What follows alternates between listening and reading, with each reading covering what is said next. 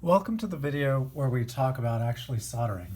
So I am set up in a well-ventilated area. I have windows open in this bedroom. I have well lit. And the things that I have, so we're going to do the project 7 mini project 7.1 soldering practice first. So I have my soldering iron. So it has the holder. Inside the holder there's a sponge, and then there's the brass tip, or the brass wool cleaning. There's the roll of solder, and what I'm going to do is I'm actually just going to cut off a piece that's about 8 or 9 inches long. So I've cut off and I've created this piece of solder, which is what I'm going to be working with. I have my yellow practice board, and then I have some bird pins. So I'm only going to do one with this board. The others are going to be, well, I need 2 others for the blue printed circuit board. I have a separate alligator clip. This may come in handy. This allows me to hold components if necessary. And then I have my helping hands. And so let's actually first work with the helping hands. So the helping hands, when it comes, when it arrives, it's very weak and feebly. You have to tighten all the joints. It has a lot of different angles you can set things up at. So I'm going to first just have this face towards me. I'm going to tighten this wing nut to hold this first joint just coming straight towards me. And then this part I'm holding at roughly 90 degrees. And so my goal is I'm going to use this to hold the printed circuit board. So the printed circuit board, as I mentioned, one side of it has the writing, and there's no metal on this side.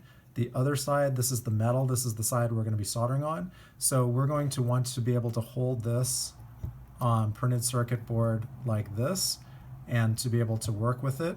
So this looks like a reasonable position. So I want to angle this so that this is roughly flat. So I can now, let me just tighten this wing nut and tighten this wing nut to hold that in place. Okay, so now my printed circuit board is stable, and this magnifying glass is optional. Oops. So the other thing you'll notice that these things like to fall out a lot. So it's just basically a wing nut holding together these two pieces of metal. So if it is to come out, I just have to play with it to get it back in. So, all right, so that's being held there. And now I need to slide this. So I'm going to loosen the wing nut a little bit more, slide this over there, and then start tightening. You can see that. Yeah, so slide it and then start tightening. Okay, so I want this magnifying glass to angle like this so that I can see what I'm doing. So I'm looking at it going diagonally this way. And so you can't see it on the camera, but from my point of view, I can see the thing on the board in a zoomed in view. Maybe if I hold this, let me see if I can get a slightly better angle so you can see it on the camera. Nope, that's as far as that will go. Okay, there we go, a little bit. Nope, as soon as I tighten that, that's out of the way. All right, so let me try.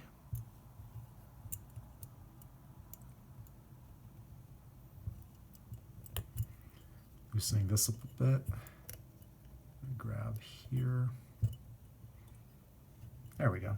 Okay, so tighten that, and then position this like so.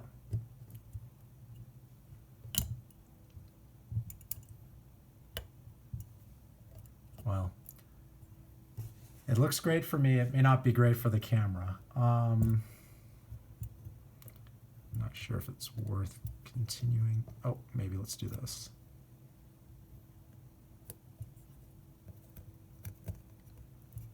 There we go.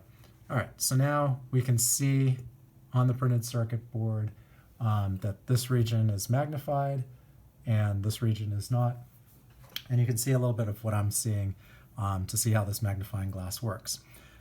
Okay, so we haven't plugged anything in.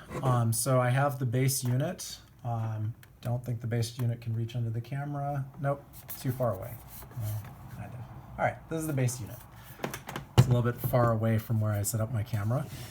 So that's the base unit for the soldering iron. So I'm going to keep that off. I have my safety goggles on. I have my soldering iron that I'm going to be working with. There's a sponge, and then there's this. So let me angle this so you can see.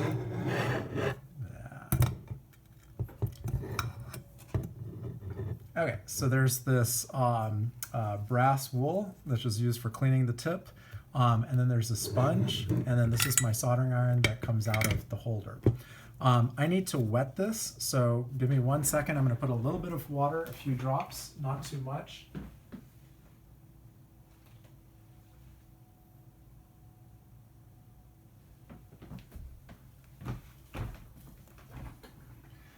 So this should be moist, but not soaking. And this will allow me to clean off the soldering iron if there's a bunch of junk on the tip. Okay, so the soldering iron is still off. So several things that I want to point out. So first, the soldering stand is really nice. Okay, the soldering stand is really nice because it holds the. I'm gonna move this out of the way. It holds the iron in its place. There are some where like even if I place this poorly, like I don't have it all the way in, it's still not going to fall out. There are other soldering irons that are mechanically challenged. They don't balance very well. And so I really like this one because it has a really stable base. It's not going to fall out and burn things. So the soldering iron itself, so I'm going to move the holder a little bit. Okay, so at the edge of the screen. The soldering iron itself, there's things to keep in mind. So this model is ESD safe, meaning that I can solder electrostatic sensitive components with it. This whole part here, this is all insulated, so this will stay cool to the touch. I'm not sure if this black will also stay cool. I just don't get that far. But definitely all of this metal will get hot. And so this entire region is what's getting up to 662 degrees Fahrenheit. This particular soldering iron, it has a wedge-shaped tip. So at the very edge of the tip, if I rotate it this way, let me see if I can get it a little bit closer. Okay, so it's flat on this end, and then it forms like a wedge triangle shape like this. And this allows me to increase the contact area because you can see that I can push it up against a component and make contact, a large contact area like that. So as I mentioned, this is the hot part. You're going to not hold that part at all. You're not going to touch it. If you were soldering and something were to happen and the soldering iron was about to fall, don't try to catch it. It's too hot. You're not going to catch it. Let it fall to the ground. Turn off the soldering iron main controller. The cord should be kept out of the way so that someone walking by doesn't accidentally bump into it. Whenever the soldering iron is not in use, put it back in the holder. Don't just hold it around. Work over a desk, so make sure that you're not soldering on your lap, that your body is underneath the desk and separated from where you're working with the soldering iron. And those are the main things to keep in mind. Now, we're almost ready to start up the soldering iron. So I have my printed circuit board in place. Normally I would have the soldering iron while I do this next step, but since it's off, we may as well do the step off. So we're going to be soldering our 5-pin Berg pin into the printed circuit board. So remember, there are two sides of the printed circuit board. We want the side that has the metal traces. Now, for the LED calculator circuit, I'm just going to jump into this. This actually has solder on both sides, so you could, in theory, put solder on both sides. But what we're going to do for the blue printed circuit board, it's a little bit backwards in the sense that we're going to be making our solder connections to the top of the board, and the black of the board is just going to be plain. Whereas for most circuits, there's one side that has the metal, which is usually the back, and then the opposite side, this side which has the words, is usually the side that the components sit, is usually the top. So for the yellow board, we're soldering on the bottom side. For the blue board, we're going to be soldering on the top side. Okay, so I have my 5-pin Berg connector, and I'm going to pick any particular column. So remember how these are connected. So on the back side, we have the logo, and then we have each one of these columns is electrically connected. So it's a lot like our protoboards, the white protoboards. We have 5 things that are connected, and our goal is to basically plug this component in on this side of the board, the side that the components are going to be on, and we're going to make a soldering connection. So we're going to pick any column. I'm just going to pick column 12. It doesn't matter. I did a practice one a while ago in column number 1. So we're going to push the Berg pin into the front side of the printed circuit board. And this component is very fortunate in the sense that it will actually hold in place due to gravity, like even with gravity. So this is being held in. I don't even need to clip it. For other components like resistors, when I feed it through on this side, I would typically have to bend the component leads to hold it in place, or I would have to use an alligator clip and clip this in place from the side, like something like that, to be able to hold it in place. But for the Berg pins, these are easy to work with because they are exactly the size of the holes, and they're separated by just the amount. So they hold in place. So these are the locations that I need to solder. There are 5 spots that I'm going to solder. I have my piece of solder wire, about 8 inches or so, at my side. And what I'm going to do, now that I'm comfortable with everything, I'm going to turn on the soldering iron. But before I get into the practice board, what I have to talk about and what I have to do is make sure that I've properly prepared my soldering iron itself. This iron has been used for about 1.5 years. So you'll notice that the tip here, so there are kind of 2 things to notice, well, several things to notice. This entire region gets hot. This region here, there's a little bit of white and a little bit of black. The white is probably from the vapors that have been released when I've soldered, and essentially condensing back onto the tip. And so that leaves this sort of whitish stuff. There's also this black stuff, which is probably burnt flux. Now, this is the area of the tip where I'm actually doing all the soldering. So this is the only part of the tip that I'm actually going to have metal making contact with the soldering iron. And so this is the part that I need to clean before I make my solder connection, but I don't want to clean this after I make my solder connection. I want to leave a set of coating. So at the end of the day, I left some solder coating around it so that the outside part, when it oxidizes, it doesn't affect my ability to heat this soldering iron back up. I wish I had an example of one of my burnt tips where it was improperly used, and basically the entire tip looked like this, except much, much darker.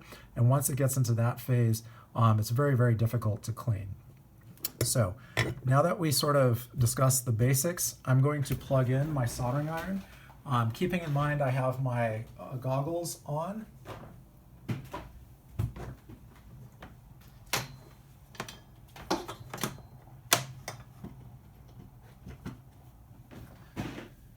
Okay, so I've plugged in the soldering iron.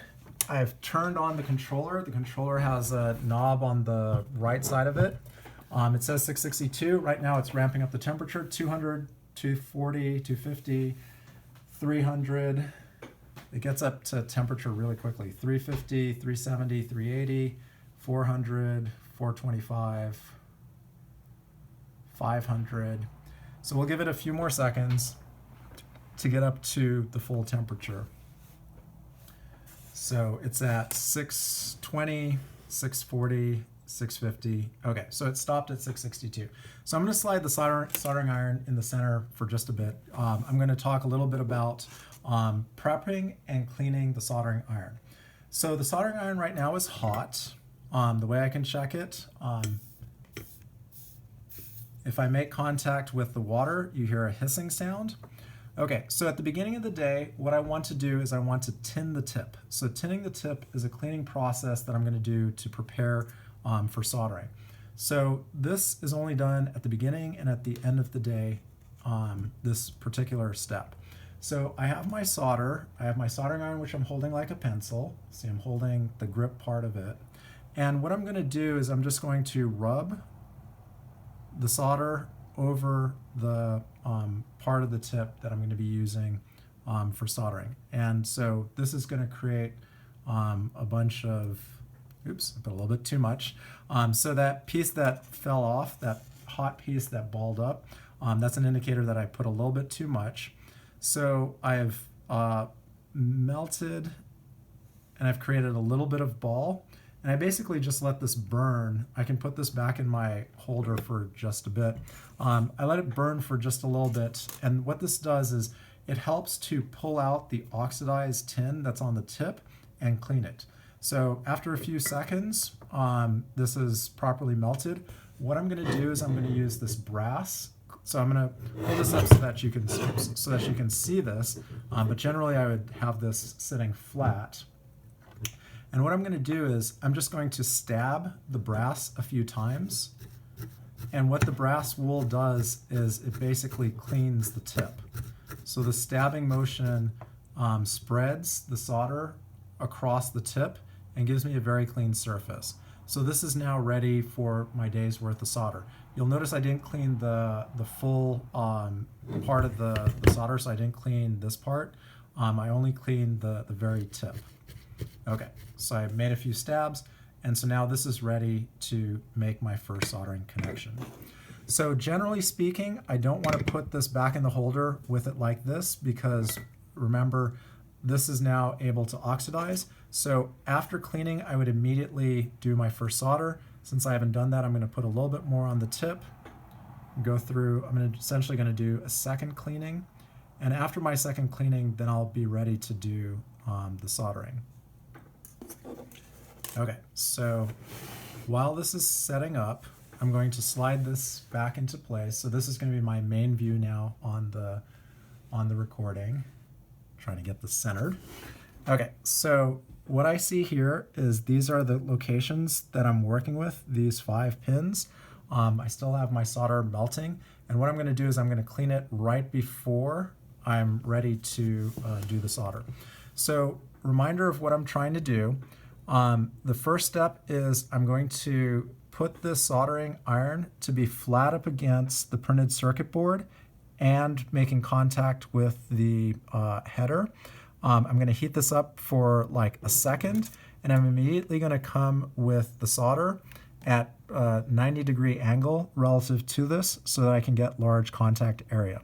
So I'm going to have something that looks like this. I'm going to have the soldering iron coming in from the top diagonally down. I'm going to have the solder coming this way, and I'm going to heat the connection. When I'm done with the heating, I'm going to remove the soldering iron first. Nope, that's not right. That's going to cause this to get stuck.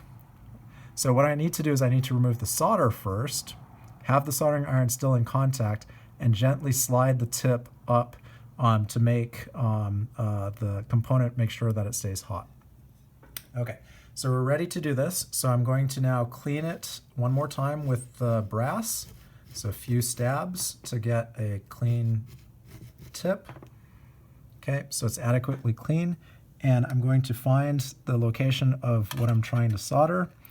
And, well, the magnifying glass does not help. Oh, yeah, I'm looking at it the wrong angle. Okay, so let me find the flat side of the soldering iron tip. So I found the flat side, it faces this way.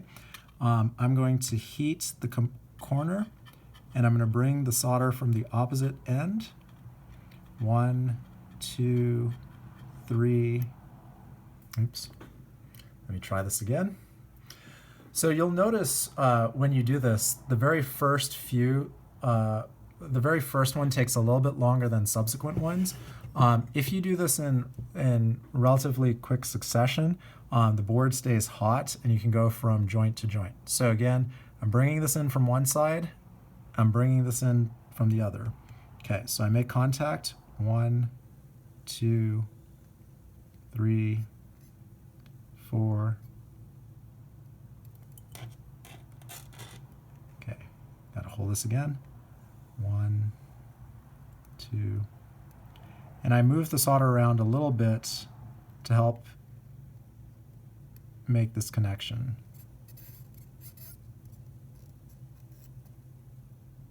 Okay, so this is taking a little bit long.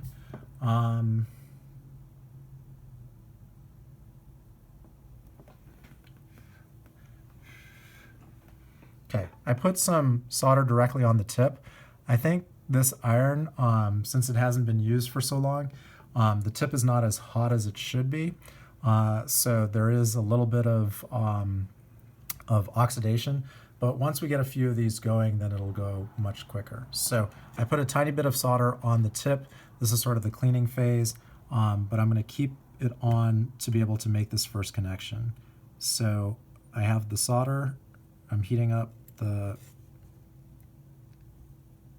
joint, and then I remove the solder first, and then I go up with the soldering iron. I bring the solder to the next one.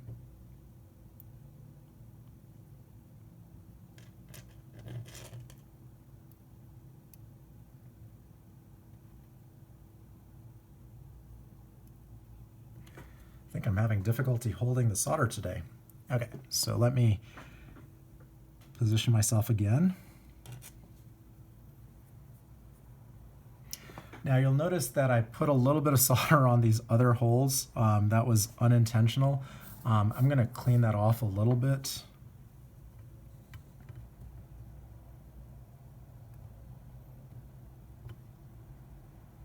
Make sure they're not making electrical contact. Okay, so let's resume. So the first solder connection, it's not that great. Let me do the next one.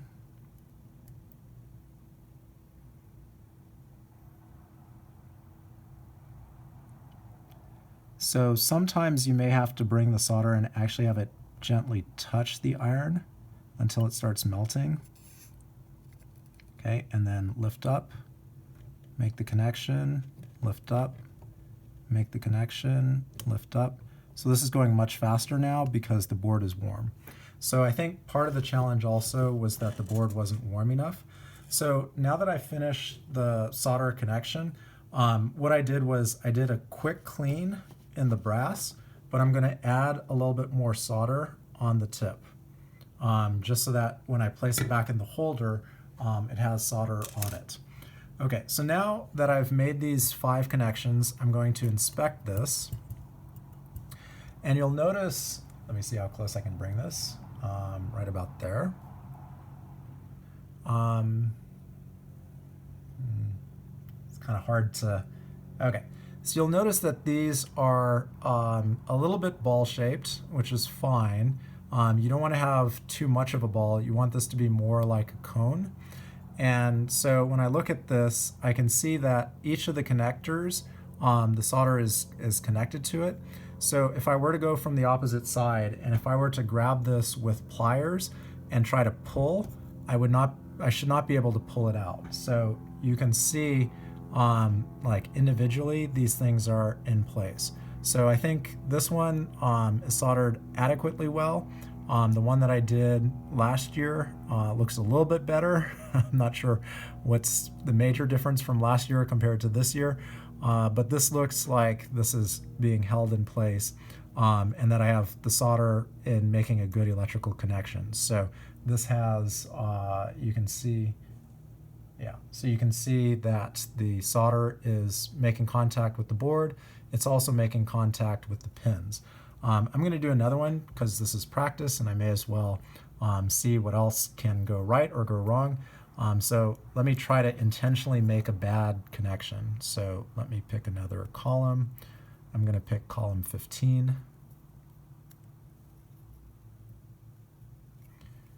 Okay, so if I intentionally try to make a bad connection, one of the things I can do is I can try to remove the heat before I remove the solder. So if I were to heat, if I were to heat this one up, and then bring in the solder from the opposite end and exhale. Okay, so if I pull the iron first and I leave this in place, now you can see the problem that I have. So the solder is stuck to the board. So that's not what we want to do. We want to remove the solder before we remove the iron. So I'm going to melt this again to get my solder back.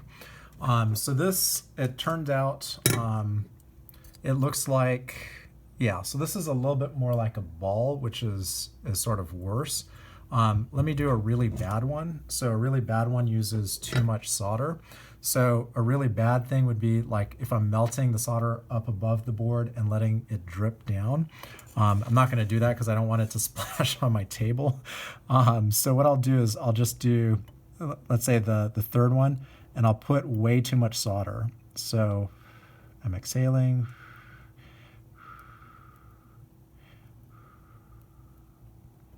Okay, so that one has way too much solder. So you can see that this has made a ball.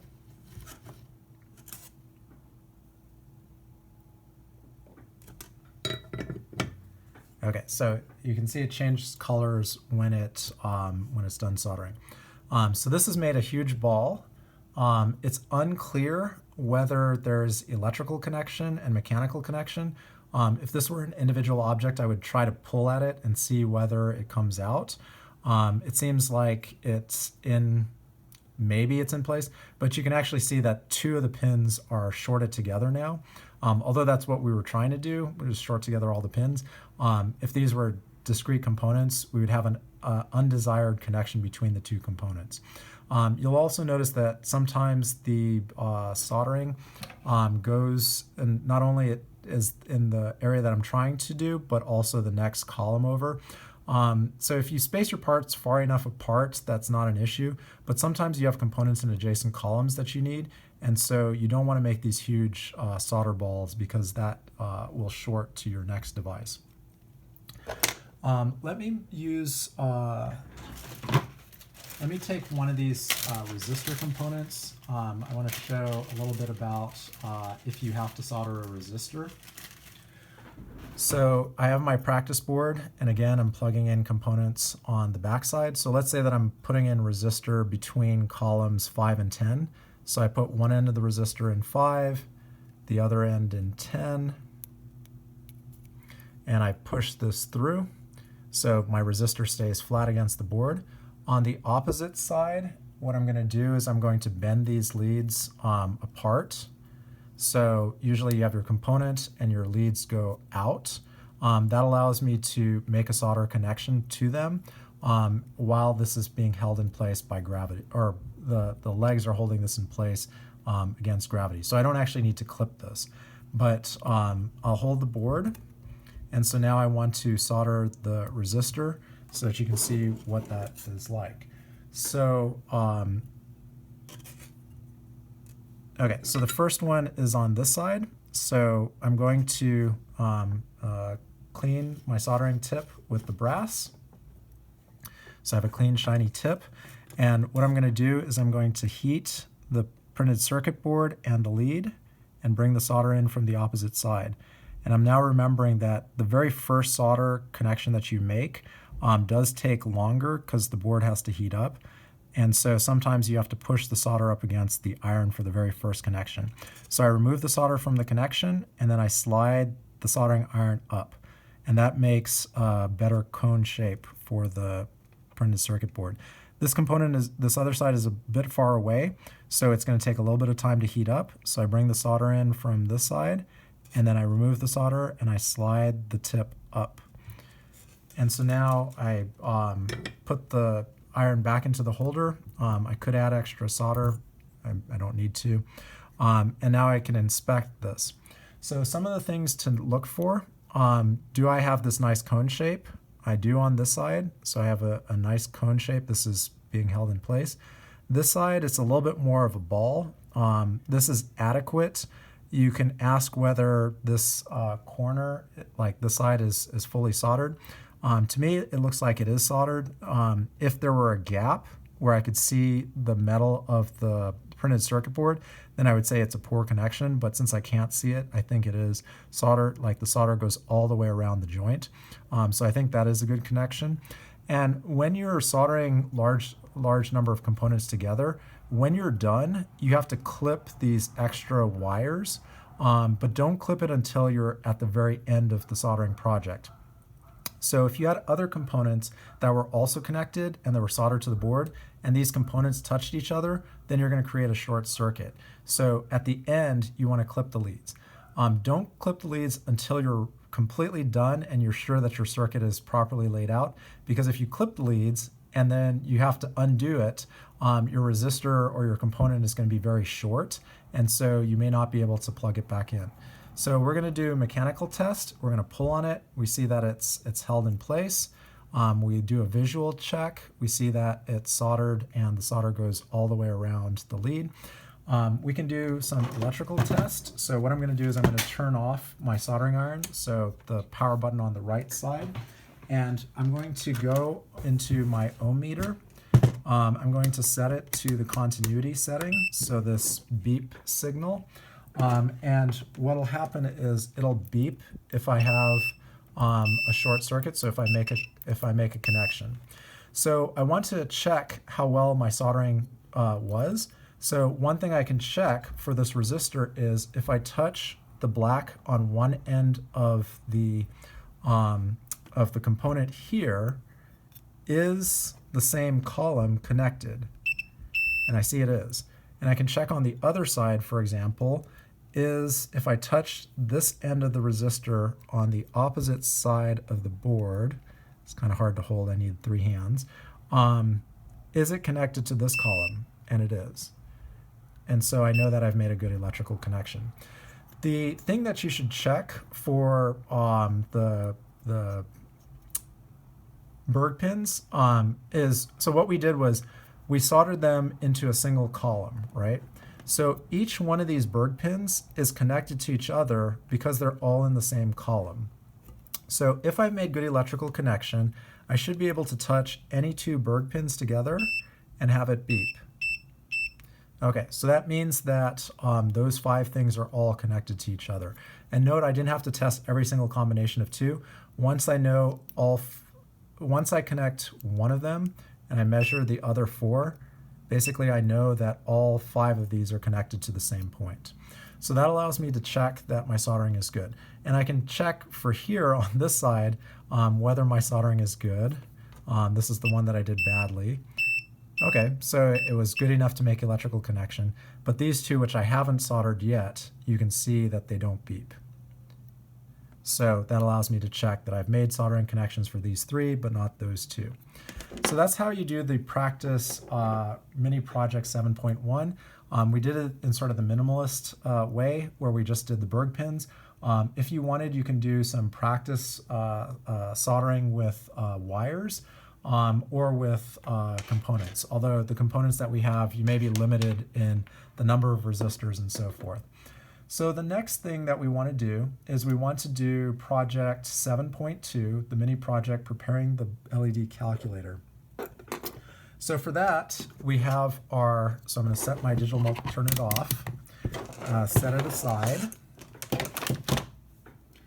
We have our blue printed circuit board. This is the one that doesn't have the battery clip or the Berg pins connected to it. I need the 9-volt battery clip. So I have one of these. And I need my 2 sets of Berg pins. As I mentioned before, the Berg pins for this particular thing will hold in place on their own. So the way that we're going to use this, we're going to solder on the top side of the printed circuit board, which is a bit unusual, but that's what we're doing with the blue one. So from the back side, the Berg pin has a short and a long part. We're going to plug the short part into the blue printed circuit board, and we're going to push it into place. And you'll see that this is now, the long side is on the back of the printed circuit board. The short side is what we're going to solder onto the top. And when we're done with this, this is what we're going to plug into our proto board. So the other Berg pin, the short end, goes on the back of the blue printed circuit board, and we're plugging that in. And just be careful when you're plugging these in because the tips are sharp. So when you put in the second one, just be careful where the first one is so that you don't stick yourself. Okay, so I have both of these now in place. So these are ready to solder. Normally I would plug in things and then solder them, and then go to the next thing, plug it in, solder it. On this particular circuit, I'm going to plug everything in first and then solder. So for this, the battery clip, we have an interesting looping scheme to be able to hold the battery clip in place. What we're going to do, so the top one says 9 volts, the bottom says ground. We put 2 extra holes at the side. Those are going to allow the battery clip to go in and not have a lot of stress on it. So we're going to plug in the black and the red from the top side of the blue printed circuit board. So going in from the top to the holes that are on the left of where we're going to solder.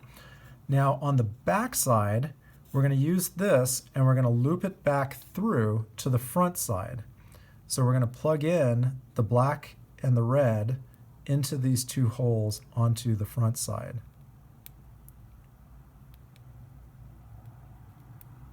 So what I should have, if I look at it from the front side, is I have the red and the black going in through the top, looping through the back, coming out through the front, and this is what I need to solder, and so I need to somehow hold these wires on the back side in place. So what I can do is it pays to have nails. I can use my nails to flatten these out so that they're horizontal on the front side. And the other thing I'm going to do is I'm going to use an alligator clip to just clip the backside so that these wires stay in place. The alligator clip part is optional. So I can see the red wire has gone through, it's made its through. The black wire is a little bit short, so I need to clip this again.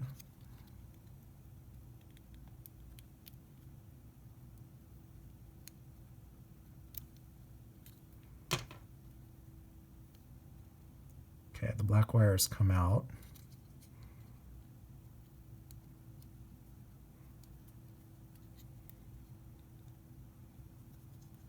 Red wires come out. Okay, maybe I do this one at a time, but we'll see. The reason I'm trying to do them both at the same time is once the printed circuit board is hot, then it solders much quicker. So I'm trying to do both at the same time.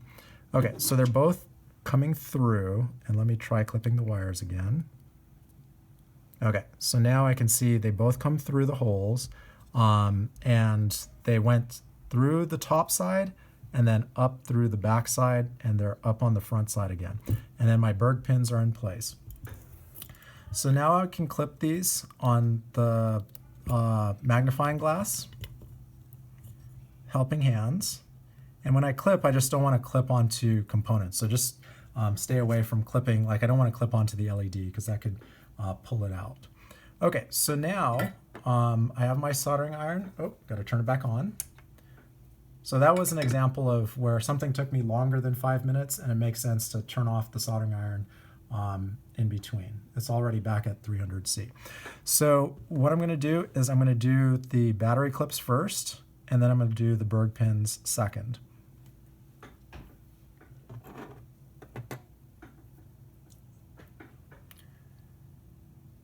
All right, so it's at 625, and by the time I'm ready to actually solder, it'll be 662. Okay, so again, I make this as a shallow angle as I can. I'm bringing in the solder from one side and the soldering iron from the other. I'm going to do the black ground one first because that's furthest inwards. And when I solder, I just have to be careful not to make contact with the switches. So I don't want to burn the switches while I'm soldering. I also don't want to burn the wires. So I just have to figure out the angle such that I can bring in the solder and the soldering iron to heat up this location and not touch anything else. So I think I have it now. I have this spot here, and I'm going to exhale as the smoke comes. Okay, and then, oh, you can see it changed color. And the second one, exhale. Okay, so that's now in place. I can now move over here and I can do the pins. The pins are very fast once you get the hang of this and once you get the board warm. So the very first one takes the longest. So 1, 2, 3, 4, 5, 6, 7. Okay, so I made a little bit of contact with the soldering iron, and I wipe up.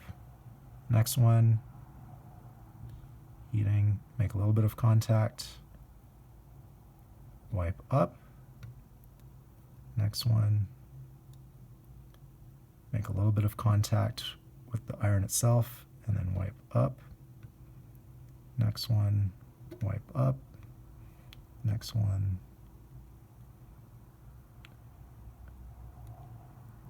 wipe up. I'm going to do the fourth one again because that didn't have enough solder on it. Then I go to the next row, make contact,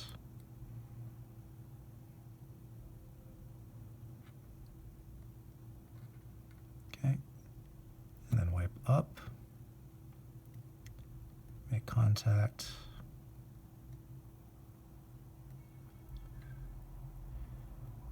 wipe up, contact, up.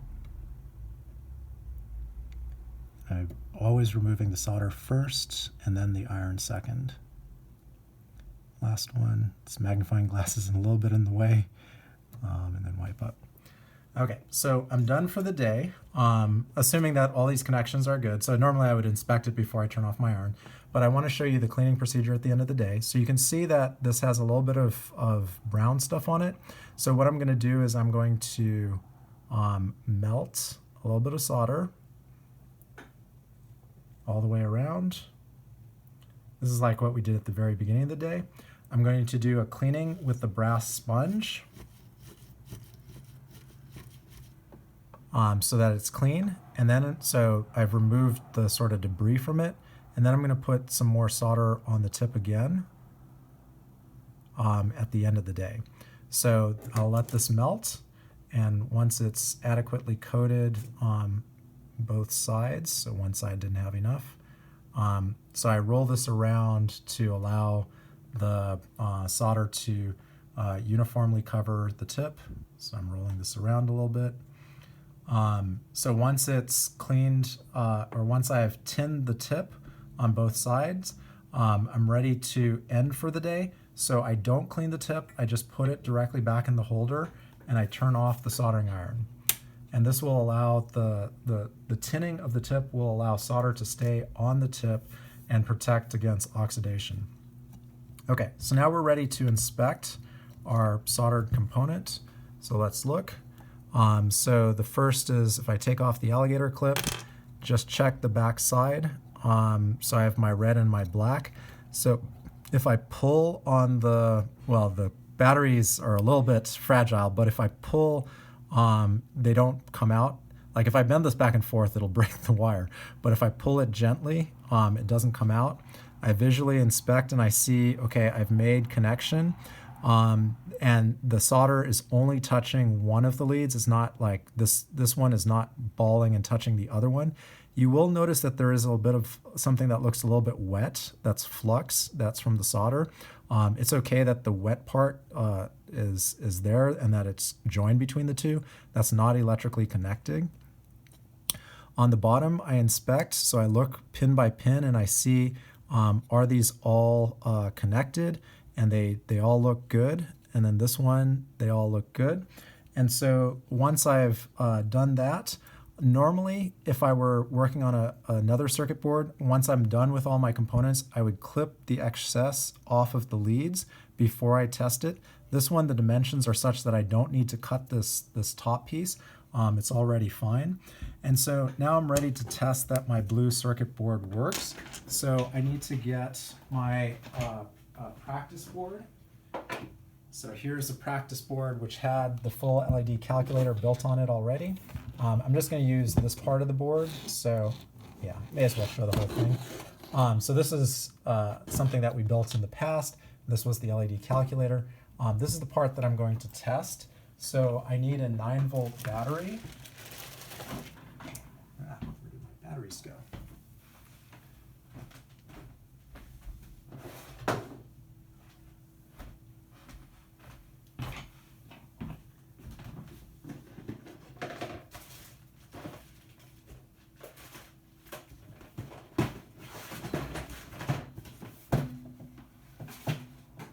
Okay. Have my 9-volt battery. Okay, so the way that we test the circuit is we pick any row or any sets of row. I'm going to pick on one half of the board. So I'm going to pick rows F through J, and I'm going to plug in my printed circuit board essentially from column 55F. That's going to be one edge of the pin, and the other edge of the pin looks like it's going to go into 60I. So I've plugged this into the board on one half of the board.